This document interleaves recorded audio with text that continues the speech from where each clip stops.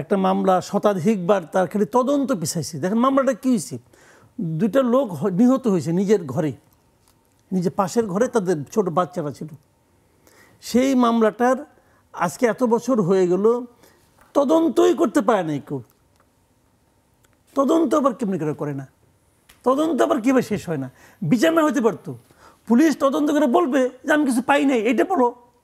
Police থেকে অমুক জায়গায় থেকে র্যাব শেষে র্যাব বলুক আমরা পাই নাই কিছু, বলুক। র্যাব কি তদন্তের জন্য খুব ভালো প্রতিষ্ঠান?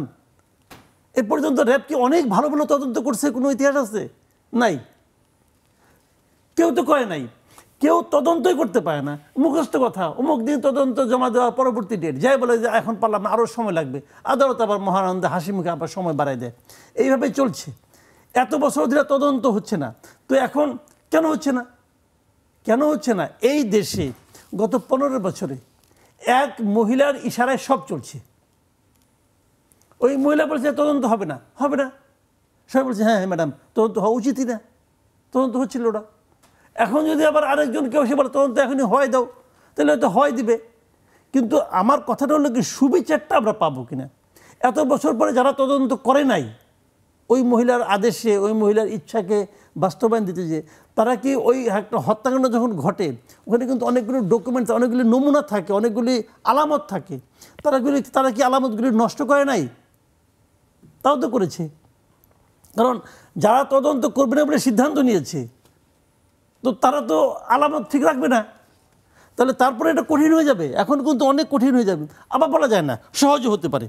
কারণ যারা দায়িত্বপ্রাপ্ত ছিল তাদেরকে যখন বলে, তারা হয়তো ভাববে ঠিক আছে, এদের কাছে বিশ্বস্ত হওয়ার জন্য আমি একটা, আমার এখন বস বলছে এই তদন্ত করো, সে তাকায় বসের মুখের দিকে, যে বস কার দিকে খুব কঠিন করে তাকাচ্ছে।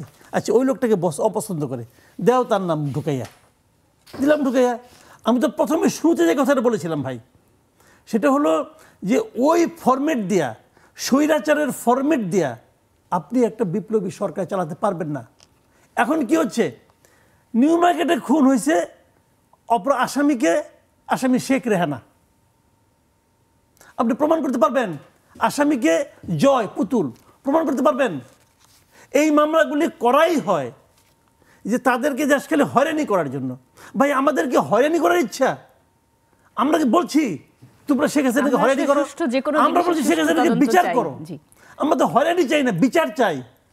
তো বিচারটা করেন, হয়রানি করেছেন কেন? হয়রানি যখন করবেন তখন এক পর্যায়ে প্রমাণ হয়ে যাবে যে ওর সঙ্গে আপনার কোনো পার্থক্য নাই। এটা কে প্রমাণ করে দিল? এই পুলিশ বাহিনী প্রমাণ করে দিল। যে পুলিশ বাহিনী একদিন ওনাদের সঙ্গে ছিলেন, ওই ফরম্যাটে, ওই ফর্মুলায় সে কিন্তু সব কিছু ওই একই রেসিপিতে হইতেছে। ভাই যে রেসিপিতে আপনি মিলাদ পড়ান, সেই রেসিপিতে বিয়ে বাড়ি খাওয়া হবে না।